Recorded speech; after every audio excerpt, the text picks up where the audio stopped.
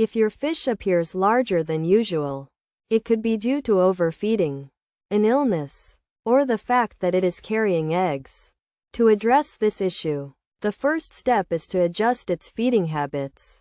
If overfeeding is the problem, it's recommended to stop feeding the fish for a period of 3 to 7 days, and then resume feeding with high-quality food that is high in roughage.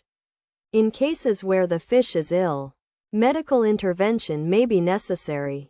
For example, if the fish is infested with worms, the proper treatment must be identified, and if the infection is bacterial, the appropriate antibiotic should be used. In severe cases, such as dropsy, the fish should be isolated from other fish to prevent the spread of disease. It's essential to consult a qualified professional for a proper diagnosis and medication. If the fish is carrying eggs, it's crucial to provide the right environment for breeding, which will depend on the specific species of fish. By following these steps, you can help your fish return to a healthy state.